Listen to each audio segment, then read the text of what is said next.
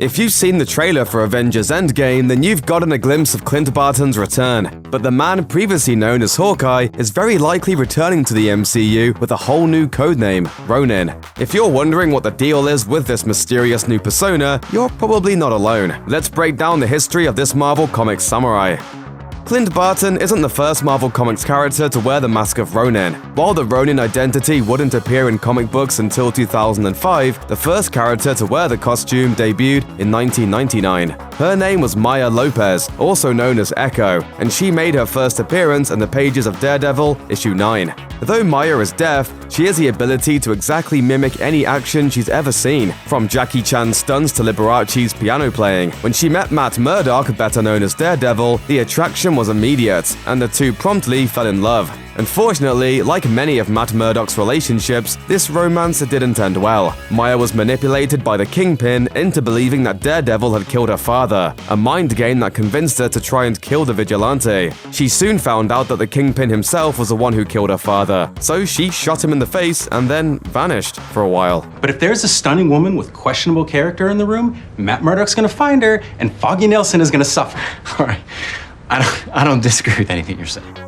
Ronin's first outing came in the pages of New Avengers during a battle against Hydra, the Hand, and the Yakuza-affiliated Yoshida clan. Captain America recruited the mysterious fighter onto the Avengers thanks to a reference from Daredevil. During Ronin's first appearance, her real identity was kept a mystery, with readers left to puzzle out just who this new hero was. With a loose-fitting costume featuring a full-face mask, it could have been anyone. The mystery established that Ronin wasn't just a new superhero, it was an identity that any Marvel character could use for covert purposes, with several unexpected heroes wearing the mask in the years to come. The 2004 story arc Avengers Disassembled resulted in the apparent deaths of multiple Avengers, including Scott Lang, The Vision, and Hawkeye. But death is rarely a permanent condition in comic books, with Hawkeye returning to life thanks to the reality-altering powers of the Scarlet Witch. None of this makes sense. When Clint came back to life, he had trouble returning to his work as Hawkeye, partly because a new hero, Kate Bishop, had taken on the Hawkeye name for herself as a member of the Young Avengers. While everyone would eventually agree that the world was just fine with two Hawkeyes, Clint didn't feel that way at first. Before taking up his old name again, he also did a stretch as Ronin. After Clint met the first Ronin during a rescue mission, she passed the costume on to him, explaining that the identity had served its purpose for her. It was his to use, for as long as he needed it. Clint reverted to his Hawkeye identity in 2010, when the Avengers reformed after the events of Civil War. While this marked the end of Clint's tenure as the hero, it was not the end of Ronin.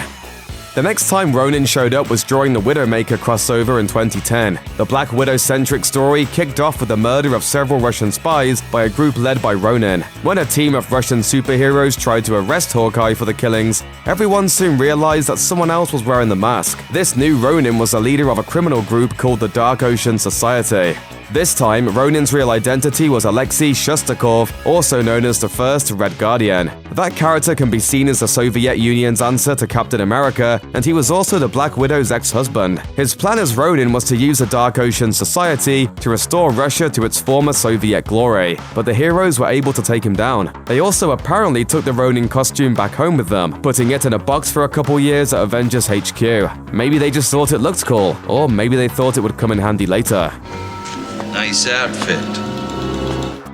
When the Mighty Avengers series relaunched in 2013, they were accompanied by a new, mysterious hero. This fighter kept his identity secret to avoid attention from his enemies, the mysterious Deathwalkers. So he grabbed the first costume that was available, a neon green and pink bootleg Spider-Man costume with Spider Hero written on the chest. Spider Hero was a confusing character, both for comic book readers and the character's teammates. Unlike other Spider people, he didn't climb walls or shoot webs, and instead he beats up bad guys with a pair of nunchucks, basically behaving more like a Ninja Turtle than a Spider-Man. Making things more mysterious, he also seemed to have some knowledge of the mystical arts. The Spider Hero costume didn't last too long in the series. By the fourth issue, the mysterious good guy was gifted the Ronin costume to help keep his identity a secret in a slightly more professional-looking way. Finally, in Mighty Avengers issue 9, the identity of this masked man was revealed. He was none other than Eric Brooks, better known to most audiences as the vampire slayer Blade. You gotta be kidding me.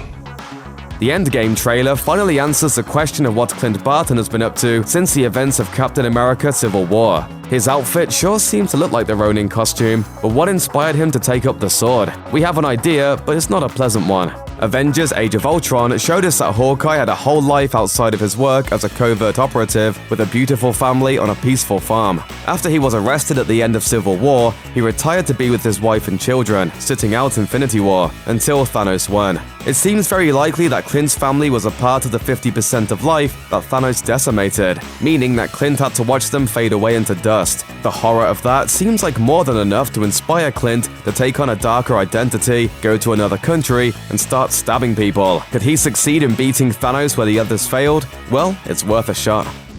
Just can't seem to miss.